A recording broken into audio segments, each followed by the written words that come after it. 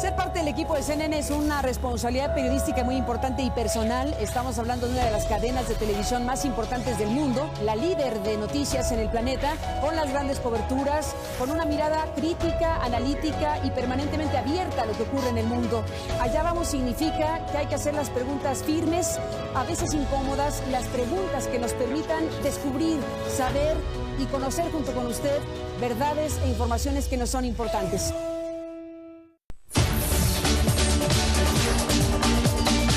Hola, soy Rey Rodríguez, CNN México.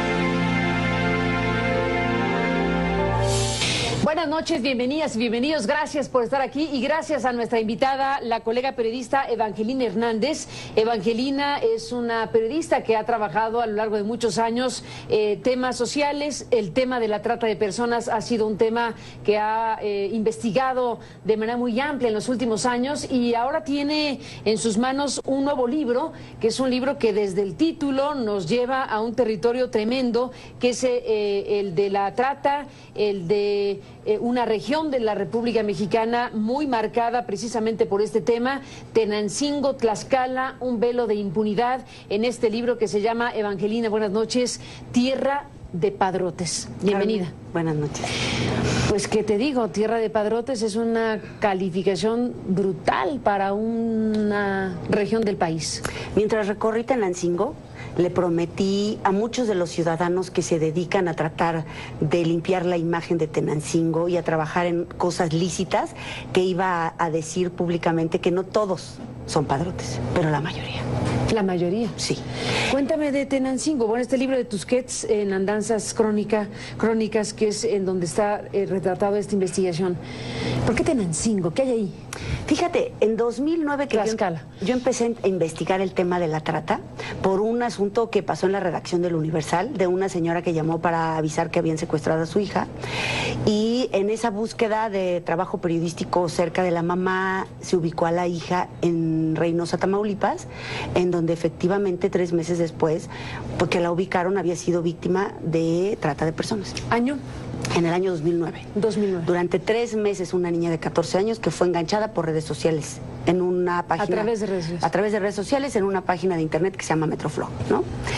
Y ahí empiezo a ver cómo está el tema de la ruta de la trata de personas y ubico Tenancingo y me voy a Tenancingo. Y en la primera visita a Tenancingo encuentro a una víctima de un padrote de Tenancingo. En la primera visita. En la primera visita. Entonces yo empecé a poner... flor de piel. Así es. Pero a la primera visita, ¿no? Que además entrar a Tenancingo no es sencillo, porque no hay restaurantes, no hay hoteles, no hay comercio, no hay industria, no hay un campo que esté boyante. Es un poblado árido, muy solitario, de calles muy áridas, y de pronto te encuentras con unos palacetes. Y bueno, llama la atención desde la primera vez que en ese primer recorrido en 2009 yo entro en un coche con placas del Distrito Federal como reportera, pues a lo mejor un tanto ingenua, y empiezo a ver que en esquina y esquina una señora, un niño, un señor se hacen señas con un espejito, ¿no? Y cada vez, al vernos en el coche. Y entonces cada vez que recorríamos una calle y luego nos bajamos a tratar de comprar un café en una tienda y nos decían, no, pues aquí no hay café, váyanse al pueblo que sigue, ¿no? En este trabajo lo que hicimos fue tratar de ir a las entrañas de lo que ocurre en Tenancingo. Y no solo es mi investigación, es la investigación de antropólogos sociales que se han ido a vivir a Tenancingo y que han detectado, demostrado que se naturalizó la violencia contra las mujeres. Es un asunto que en los últimos 40 años ser padrote se ha convertido en el oficio del pueblo. Para quienes nos escuchan en México, por supuesto, pero en algunos otros lugares, ¿qué se entiende por padrote? ¿Qué deberíamos entender por la palabra padrote? El explotador sexual de mujeres y niñas. El que regentea a mujeres y niñas. El que lucra, las explota y las vende. Como mercancías. Las compra y las vende. Porque ese también, es un padrote. Así es. Y dices tierra de padrotes. Entonces, esa primera experiencia te hizo que en el primer paso encontraras precisamente el fenómeno profundo que es esto. Una víctima de un padrote. Y me fui a investigar hasta las entrañas, buscando a las madres, a las hermanas, a las sobrinas, a las tías, en las escuelas, en la primaria, con los niños, con los profesores, y los niños le preguntan, ¿qué quieres ser de grande?, les dice el profesor. Y los niños dicen, quiero ser padrote. Y el profesor le dice, ¿con esas palabras? ¿Y qué es un padrote? Y le dice, a ver, profesor, un padrote es como mi papá, que tiene varios autos, que tiene varias viejas y que es un hombre poderoso. A ver, profesor, ¿usted cuánto dinero trae hoy para gastar en la escuela? ¿Cómo? Le dice, sí, mire, yo, y le saqué al niño de 5º año un billete de 500 al profesor. Dice, eso es lo que me da mi papá a gastar diario, porque mi papá es padrote. Pues lo único que tiene que hacer es poner a trabajar a sus mujeres. Y el tema de cómo se comportan, insisto, las mujeres dentro del pueblo, cuidando a las víctimas. Pero ¿Cuidando en qué sentido? A eso voy. El cuidado de, la tengo encerrada, le doy de comer, la someto a la violencia emocional, todo el perfil que necesito para que ella no se escape. El padrote va y en el mayor de los casos las enamoran, pero ahora las raptan, Carmen. Las raptan en poblaciones como Veracruz, como Puebla, como Chiapas, como Oaxaca. Los padrotes se han profesionalizado. Del oficio han hecho una profesión para llegar y cazar a sus presas. Las identifican. Cazar con Z. Sí. Las identifican en parques, en jardines, en escuelas. Su vulnerabilidad, de ahí es. ¿Cuál es el patrón de las mujeres capturadas en esta circunstancia? ¿Mujeres vulnerables? ¿Mujeres? ¿Cuál es el perfil más recurrente de mujeres que acaban atrapadas en esas redes que son, en un primer momento decías, a veces enamoradas, en otras raptadas directamente? ¿Qué tipo de mujeres son? Fíjate que cada vez más jóvenes. Cada vez más jóvenes. Sí. Yo te lo voy a relatar a unas calles de donde estamos ahorita. Y yo empiezo el relato de este libro con algo que a mí unas calles de donde estamos aquí. Bueno, muy cerca de él, en la Ciudad de México, en la calle Luis Donaldo Colosio. Avenida Reforma es donde estamos ahora. Bueno, es en las calles de Luis Donaldo Colosio, a espaldas del PRI, a una calle de la Delegación Cuauhtémoc. Todas las tardes, desde las 12 del día más o menos, empieza el desfile de jovencitas. Y yo tengo fotos donde los padrotes incluso bajan a las jovencitas en vehículos distintos, vehículos de lujo o taxis, porque las redes de taxis en eso también se convierten en parte de toda esta organización. Y ahí las bajan y las paran en esa calle, desde las 12 del día hasta las 3, 4 de la mañana. Algunas van cambiando por los horarios. Todas tienen cuota, Carmen. ¿Cuota de qué? Cuota de pago que le dan al padrote por día. Es una exigencia que el padrote les hace. Con mayones, blusas cortas, pegadas, tacones, un rostro triste, una mirada perdida, un celular en la mano. Porque esa es la manera en que el padrote las controla. Aquí o en Nueva York. Porque los padrotes de Tenancingo se han profesionalizado tanto que tienen redes de trata en Atlanta, en Los Ángeles, en Nueva York, en Denver. ¿Cómo cruzan, Carmen? ¿Cómo cruzan? Déjame hacer una pausa, Evangelina Hernández. Regresamos con esta frase que tú misma formulas, cómo cruzan, y todo este tema que nos lleva pues a lo que has llamado el velo de impunidad, porque esto, dices, en los últimos 40 años es de donde identificas precisamente un fenómeno en donde, dijiste también, se ha naturalizado, se ha incorporado en la propia circunstancia social el tema de la violencia contra las mujeres, el tema de pues una conducta criminal permanente en contra de las mujeres y su explotación. Volvemos después de la pausa con este tema, esta investigación de Evangelina Hernández, Tierra de Padrotes. Volvemos.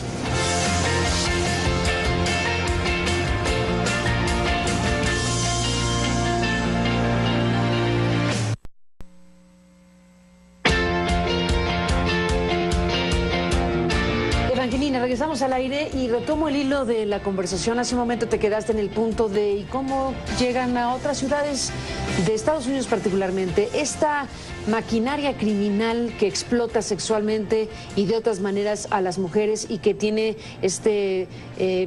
punto neurálgico, este lugar Tenancingo, Tlaxcala, como un lugar pues de actividad criminal en las últimas décadas. Tú dices, bueno, esas mujeres cada vez más jóvenes están en calles de la Ciudad de México o están en calles de ciudades en los Estados Unidos, y te preguntas cómo cruzan, cómo se les llevan, ¿qué sucede?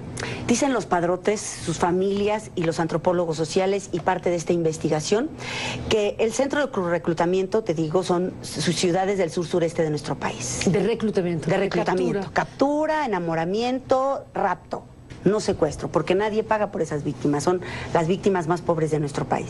Se las llevan. Luego, las meten a Tenancingo, donde las someten a todo tipo de vejación, empezando por la violencia sexual, la violencia emocional, física, el miedo, ese pánico que les generan, es un sometimiento para que pierdan fuerza. Y luego las traen a la Merced, como su centro de capacitación en la prestación del sexo servicio. Entonces tú recorres las calles de la Merced y efectivamente te encuentras a esas niñas y jovencitas que algún día estarán en Tijuana, ¿no? Llegan a Tijuana, ahí las ponen a trabajar un tiempo hasta que juntan para el coyote, y con el coyote hay un relato en el libro de cómo cruzan, paso a paso, relatado por las víctimas, la llegada del otro lado en Estados Unidos con un coyote, y de ahí a Atlanta, a Nueva York, quiénes son los contactos. Ellas te hablan de una libreta que manejan con nombres, apellidos, contactos, todo. Hay mujeres en esa red. Hay mujeres en Hay esa. mujeres. Evangelina, te cuentan paso a paso. Cuéntanos tú cómo es esa ruta. Mira, ¿Qué va pasando con estas mujeres? Mira, hay un testimonio que viene aquí de una joven que un padrote de Tenancingo enamoró en la Sierra de Puebla. La enamoró y ella, convencida, se vino con él. ¿Qué edad tenía? 19 años. 19 años. La convence, se la trae a la Ciudad de México y le dice, perdóname, no tengo trabajo, me tienes que ayudar. La misma historia de siempre, le dice, la mejor forma de que me puedas ayudar, que nos casemos y seamos felices para siempre, es el sexo servicio. Otra mujer le enseña el oficio, la pone en la Merced, y ahí un familiar de ella, de la Sierra de Puebla, la identifica y la rescata. Y se la lleva. Pero ella sentía que le estaba fallando a este hombre que le había ofrecido amor eterno. Y se regresa con él. Y entonces le dice, oye, ahora vamos a estar perseguidos, mejor vámonos para Estados Unidos. Se la lleva a Estados Unidos, donde ella tiene una hija con él, tiene varios abortos en el camino, en el tiempo en que la explota sexualmente, por las golpizas que le daba, y le exigía hasta $1,000 al día de cuenta, por lo cual tenía que prestar hasta 75 servicios sexuales. Obvio, esa joven tiene todas las enfermedades que te imaginas, entre ellas cáncer cervicouterino. Lleva 3 operaciones de reconstrucción de sus tejidos internos por el daño que le causó toda esta actividad, ¿no? La principal herramienta es la psicológica, el sometimiento psicológico. ¿Qué tipo de cosas van ocurriendo con estas mujeres desde el momento en que se las llevan, desde el momento en que o la enamoran o la raptan? ¿Qué va sucediendo? ¿Qué tipo de cosas pudiste investigar y saber? Hay un padrote que actualmente era uno de los hombres más buscados por el FBI y fue detenido aquí en Tenancingo, Tlaxcala, por la policía del Distrito Federal. Está preso aquí en la Ciudad de México, se llama Noé Quetzal. Está procesado, pero ya tiene una sentencia, por eso me atrevo a decir su nombre. Una de sus víctimas, que fue raptada por él, porque además él se considera un hombre feo. Dice, como todos los tlaxcaltecas, soy un hombre feo. Entonces, a él, según esto, no le alcanzaba para enamorarlas, para conquistarlas. Entonces la rapta. Rapta a una jovencita en las calles del centro de Puebla y la lleva a la casa de sus papás. ¿De Noé? De él, del Noé. Con... Ajá, porque la casa de su mamá está aquí, la de sus papás, y la casa de él está aquí, y se comunican. Ellos tienen para comprar todo el terreno de cuadra a cuadra, porque si tienes que escapar, escapas por acá, pero si tienes que guardar a la víctima, la guardas acá. Entonces la lleva a la casa de los papás, contado por ella además. Contado por la víctima. Por la víctima, sí. La viola en la primera noche, la golpea, la tiene sometida durante 3 meses. La primera noche, después él se va y la deja a cuidado de la abuelita de Noé. Y después la cuida una hermana de él y una sobrina. Mientras la sobrina iba a la escuela primaria, la cuidaba la hermana. Cuando la niña regresaba de la escuela, se sentaba con la víctima toda la tarde a cuidarla. Y dormía con la víctima, hasta que la víctima encerrada, ¿no? ¿En una habitación? En un cuarto donde sintiera miedo, donde no pudiera salir, donde no pudiera pedir ayuda. Ella estuvo 3 años y tuvo todo este sometimiento, La Merced, Tijuana, Los Ángeles, Tijuana, La Merced. Tuvo un hijo de Noé que él le quitó y se lo llevó al cuidado de su propia madre de Noé a Tenancingo. Entonces, el sometimiento es peor, porque si tú no me obedeces, yo mato a tu hijo. ¿No? ¿Qué pasa con ella? Ella, por tratar de rescatar al hijo, se somete a todo. Después de que nace su hijo, la manda sola a Tijuana. Ella relata cómo baja del avión, ve a los policías federales y dice, es mi oportunidad de denunciar. Y su hijo tenía el celular en la mano y los policías enfrente. Sola. No denuncia.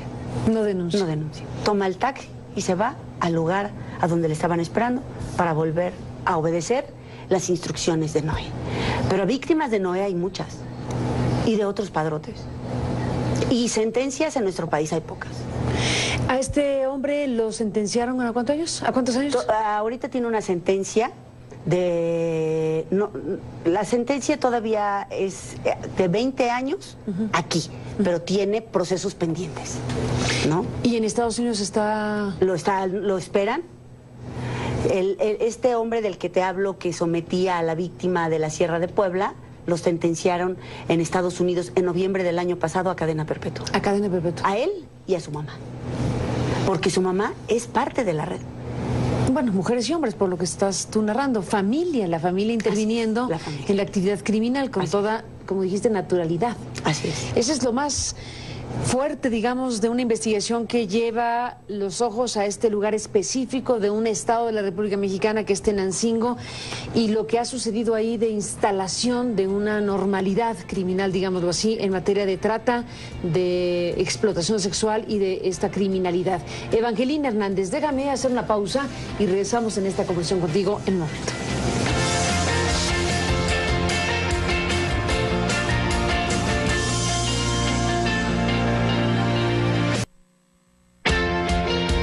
En la parte final, regresamos en esta conversación con Evangelina Hernández hablando de Tierra de Padrotes. Volvemos con esto.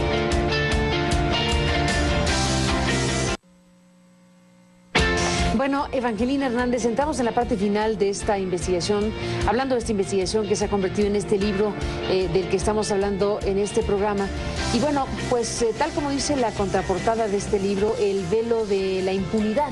Es una red que lo cubre todo en Tenancingo, Tlaxcala, esa pequeña porción de tierra en donde los proxenetas han hecho de su oficio, entre comillas oficio, un negocio familiar y rentable a expensas de niñas, adolescentes y jóvenes que engañadas o secuestradas sucumben ante promesas de amor y más tarde victimizadas y ultrajadas. Terminan sometidas, como dices, por miedo a perder algo más que su dignidad. Los testimonios permiten observar con lupa la radiografía de una práctica ilícita que a fuerza de costumbre se ha legitimado y ha traspasado generaciones y fronteras. Tierra de Padrotes es un documento cuyas voces pugnan por ser escuchadas y atendidas en medio de vacíos legales que no hacen sino violentar aún más a cientos de mujeres que son obligadas a ejercer el sexo servicio como única alternativa de vida. Aquí esta denuncia valiente, cruda y descarnada del fenómeno que se ha convertido en la nueva forma de esclavitud del siglo XXI, la trata de mujeres. Así se explica, se presenta, Evangelina, esta investigación. Tenemos algunos minutos más para cerrar el programa. ¿Con qué cerrarías? ¿Con qué fragmento? ¿Con qué cosa que nos dejas de tu propio libro de investigación?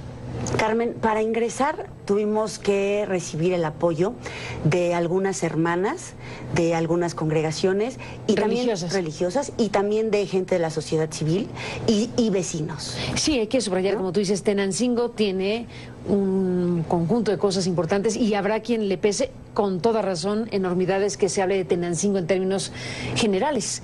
Sí. Pero tú dices que hay materia para sostener que Tenancingo es ese corazón, pues, de la trata en México. Y que además se han contaminado 18 municipios alrededor. Tlaxcala es el estado más pequeño y el más subdividido. Entonces, 18 municipios que son comunidades muy pequeñitas tienen ya el fenómeno de la trata. Entonces, yo creo que sí es importante este llamado de atención. Por supuesto. Y en esta investigación que hicimos entre vecinos, periodistas, ciudadanos, religiosas, te puedo decir que llegamos a la calle Tercera Poniente, en el centro de Tenancingo, donde la casa de la familia Guzmán, que es una familia señalada incluso por el FBI como padrotes, como explotadores, tratantes de mujeres. El FBI por ya el lo FBI, identifica. así es. Con calle y lugar. Así es. La fachada es de estilo californiano, de 3 pisos y con acabados de lujo. Al menos 5 integrantes de esa familia se dedican a reclutar y explotar sexualmente mujeres. En el pueblo los conocen como la banda de los panes. Son famosos porque ellos no enamoran a las víctimas, solo las secuestran y las someten a sus intereses. Para controlarlas, contratan a un grupo de jóvenes del pueblo que se hacen llamar los gorilas. Viene una radiografía del trabajo que se hizo. Es una investigación larga, Carmen, que invita a la reflexión, en el que vienen muy identificadas el trabajo que hacen estos hombres y mujeres, familias enteras, para someter a las mujeres, a las más vulnerables, y por las que desgraciadamente en muy pocos casos las familias tienen recursos para buscarlas. Fundamentalmente de lugares del sureste mexicano. Sí, pero Sur-sureste. aquí hay 2 testimonios en este libro al menos, de una jovencita de Jalisco, de una comunidad pequeña en Jalisco, y de una mujer de Sinaloa. Una mujer de Guatemala también, ¿no? ¿Cuánto tiempo te tomó esta investigación, que como dices, de largo aliento, y bueno, es la propia investigación en el lugar de los in situ y otras investigaciones recuperadas que se han hecho desde luego en los últimos años? Yo llevo desde 2009 trabajando el Como tema. mencionaste. Nunca he soltado el tema Tenancingo y lo que fue a ir documentando. Lo que ya habías Así es. investigado previamente. Documentar con investigaciones policíacas incluso a las que tuvimos acceso, acercamiento con los propios padrotes. Entrevisté a padrotes en la cárcel, entrevisté a víctimas, entrevisté a las familias, recorrí el pueblo, hablé con las madres y con algunas familias de padrotes y con madres y familias de víctimas. ¿Qué cosa te dijeron los padrotes en la cárcel? ¿Qué tipo de cosas? Que ellos no entienden por qué están en la cárcel, porque todos en su pueblo se dedican a eso. A pesar de que has hablado de 2 casos donde hay sentencia, bueno, evidentemente la justicia actúa en este caso, pero hay una práctica bastante abierta al respecto. En el libro se menciona incluso cómo estamos en materia de legislación en el tema de trata de personas. Ahorita en la Cámara de Diputados se aprobó una modificación que cambiaría del delito de trata a explotación. Explotación sexual no alcanza para el castigo. O sea, quieren degradar el delito de trata a explotación sexual. ¿Y por qué? El Senado lo tenía como trata de personas, porque además el delito de trata, castigar, sancionar y sentenciar, tiene muchas implicaciones, empezando por las víctimas, ¿no? Pero la modificación que se aprobó ahorita en la Cámara de Diputados y que esperemos se revalorice y se reflexione sobre el tema, es modificar el delito, porque lo que argumentan es que es difícil tipificar el delito. Entonces hay que adelgazarlo para eso. Eso es un debate abierto muy fuerte, efectivamente, en México, del cual habremos de seguir hablando en otra ocasión. Pero por lo pronto, Evangelina Hernández, gracias por estar aquí para compartir con el auditorio de CNN pues esta investigación, este libro que está circulando y estas fibras que tocas que evidentemente nos llevan a las peores cosas que pueden ocurrir en una sociedad cuando de delincuencia y de crimen y de violencia contra mujeres y explotación, mujeres y niñas y jovencitas se refiere. Gracias por estar aquí para conversarlo. Gracias, Carmen. Y hasta la próxima. Gracias. Y gracias que nos permitió acompañarle en este programa. Pásela bien esta mañana. Buenas noches.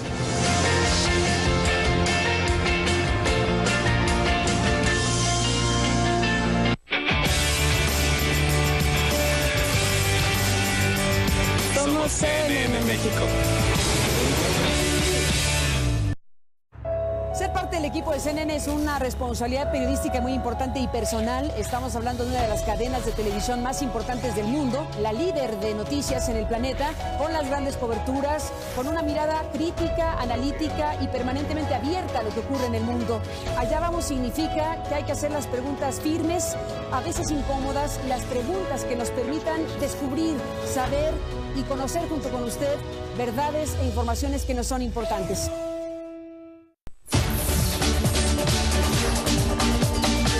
Hola, soy Rey Rodríguez, CNN México.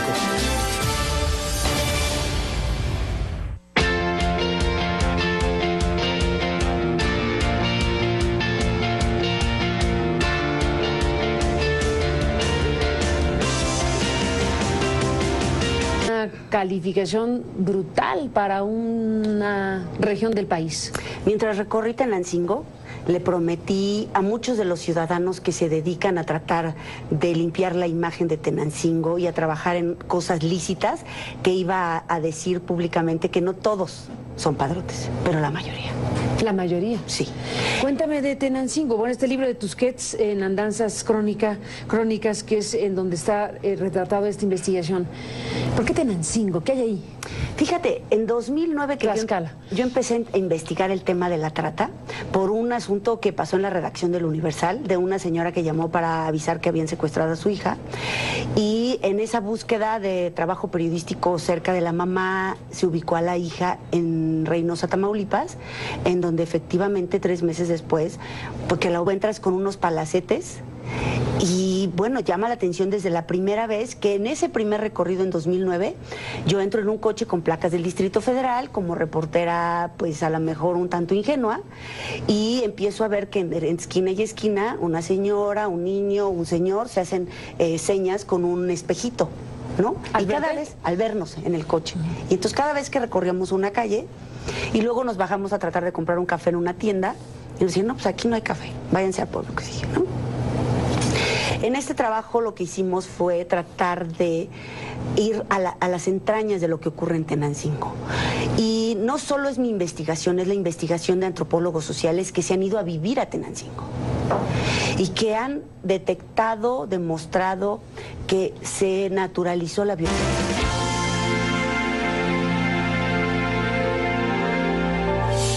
Buenas noches, bienvenidas y bienvenidos. Gracias por estar aquí y gracias a nuestra invitada, la colega periodista Evangelina Hernández. Evangelina es una periodista que ha trabajado a lo largo de muchos años temas sociales. El tema de la trata de personas ha sido un tema que ha investigado de manera muy amplia en los últimos años y ahora tiene en sus manos un nuevo libro, que es un libro que desde el título nos lleva a un territorio tremendo, que es el de la trata, el de una región de la República Mexicana muy marcada precisamente por este tema, Tenancingo, Tlaxcala, un velo de impunidad, en este libro que se llama, Evangelina, buenas noches, Tierra de Padrotes. Bienvenida. Buenas noches.